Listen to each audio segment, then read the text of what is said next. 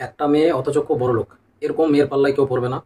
কারণ তুমি যাকে পছন্দ করেছো সে পরবর্তীতে তোমার বউ হবে। বউ হয়ে যখন আসবে তখন বাড়িতে হালকা একটু তর্ক ঝগড়া অশান্তি হলে সে সোজা বাপের বাড়ি চলে যাবে। সেখানে গিয়ে তার বাবা মাকে বলবে যে আমার উপর অত্যাচার হচ্ছে, আমি এই বাড়িতে থাকতে পারবো না, অমুক তমুক বিভিন্ন রকমের কথা শোনাবে। তখন তার বাবা মা বলবে তোর কিসের অভাব, তোকে ওই বাড়িতে আর ফিরে যেতে হবে না।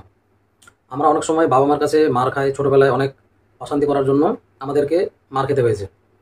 তো শাসন করার জন্য যখন বাবা মার কাছে আমরা মার খেতে পারছি, আর কোনো কারণবশত যদি স্বামী দুটো কথা বলে দেয়, সে যদি নাও মারে তবুও কিন্তু এই জিনিসগুলো চোখে পড়ে। তো মেন ব্যাপার হচ্ছে আমি এখনই সতর্ক এই কারণে করছি, পরবর্তীতে যেহেতু ও তোমার বউ হবে, তাহলে সেই ক্ষেত্রে অশান্তিটা এটাই দাঁড়াবে যে হালকা একটু তর্ক ঝগড়া হলে সে বারবার বাপের বাড়ি যেতে চাইবে, তোমার বাড়িতে তো কিছু নেই, এই সেই বিভিন্ন রকমের কথা বলবে। আর অনেকের মনে হতে পারে যে এই কথাটা হয়তো আমি আমার কথা ভেবে বলছি। প্রথমেই বলে রাখি যে আমার বউ, ওরা দুই বোন, ও একাই নয়। যাই হোক, সুতরাং বুঝতেই পারছো যে এটা ওকে নিয়ে নয়। যদি এরকম কোনো মেয়ের পাল্লায় কেউ পড়ে থাকো যে বাবা মায়ের একটাই সন্তান আর প্রচুর বড় লোক, সেরকম মেয়েকে যদি বিয়ে করো, যেহেতু বাড়িতে কোনো রকম ওকে কাজকর্ম করতে হয়নি, একটা সন্তান হওয়ার কারণে তার উপর কোনো কষ্ট আসেনি, সুতরাং সে যখন নতুন বাড়িতে যাবে বউ হয়ে, তখন তাকে যখন অল্প একটু কাজ করতে হবে সেটাতে সে ক্লান্তি বোধ করবে, তাকে খারাপ লাগবে। সেই সব কথাগুলো সে বাড়িতে জানাবে। আলটিমেট তার বাড়ির লোক বলবে তোর যখন এত কষ্ট হচ্ছে তাহলে তুই এখানে চলে আয়, এখানে বাড়িতেই তুই ভালো থাকবি, তোর এখানে আমি কোনো ব্যবস্থা করে দেবো, কোনো একটা স্কুলে পড়াবি বা বিভিন্ন ধরনের জিনিস। যেহেতু তারা বড় লোক, তাদের কোনো অভাব নেই, সুতরাং তারা এই জিনিসটা করতে চাইবে যে আমার মেয়েকে ফালতু ফালতু কষ্ট দিব না। তো মেন কথা হচ্ছে এই সামান্য অ্যাডজাস্টমেন্টটুকু অনেক মেয়ে করতে পারে না, সে কারণে অনেকবারই ভেঙে যায়। হালকা একটু তর্কাতর্কি হতে পারে, ঝগড়া হতে পারে। আর মেয়েরা সবসময় যেহেতু বাড়ির ব্যাপারটা নিয়ে বেশি বড়াই করে, তাহলে সেরকম কোনো কথা বলবে, কোনো কিছু হয়তো যদি না থাকে বা কিনতে বলা হয় সেটা যদি না দেয় কোনো হাজব্যান্ড, তখন তাকে শোনানো হবে যে আমার বাড়িতে সব কিছুই আছে, একবার বললি বাবা এনে দেয়, কিন্তু তুমি কিরকম স্বামী হয়েছো যে আমাকে এনে দিতে পারছো না। এই ধরনের খোঁটাগুলো যারা বড় লোকের মেয়ে তারা খোঁটাগুলো দিতে থাকবে। সুতরাং ছেলেটার একটা সময় মনে হবে যে আমি কোন মেয়েকে বিয়ে করলাম বা কেনই বা এই মেয়েকে বিয়ে করতে গেলাম। আলটিমেট যেটা বোঝাতে চাইছি সেটা হচ্ছে যদি এরকম মেয়ে থেকে দূরে না থাকো তাহলে নিজের জীবন নিজে বরবাদ করবে। আমার আর কিছু বলার নেই, আমি জাস্ট সতর্ক করার করলাম। তারা বাড়িতে আসার পরে অশান্তি হবে, ঝামেলা হবে, যেহেতু খুব আদরে মানুষ হয়েছে আর আদরে বাদর হয়, এটা সকলে আমাদের জানা আছে।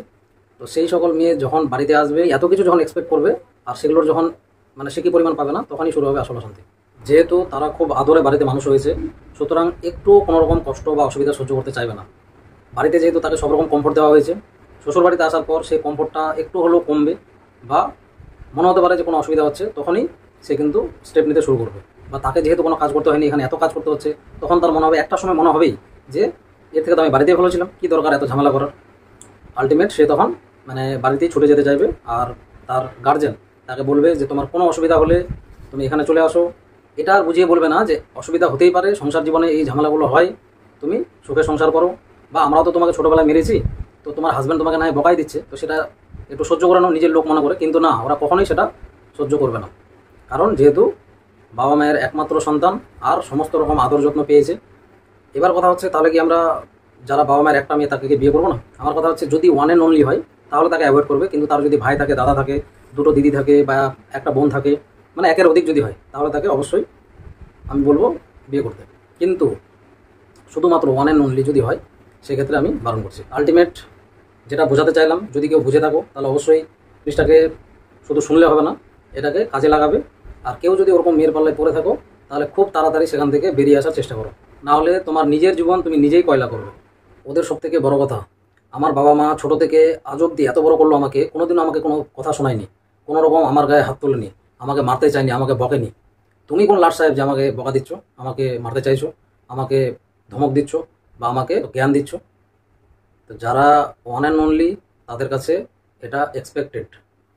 যদি কারো মনে হয় যে আমি ভুল বলছি, তাহলে যেই যেই বাড়িতে যারা যারা ওয়ান অ্যান্ড অনলি মেয়েদের বিয়ে করেছে তাদের সংসার জীবন সম্পর্কে একটু জানার চেষ্টা করবে, তাহলেই তোমার চোখগুলো খুলে যাবে। আশা করি বোঝাতে পেরেছি। আজকের ভিডিওটা এতটুকুই, দেখা হচ্ছে নেক্সট ভিডিওতে।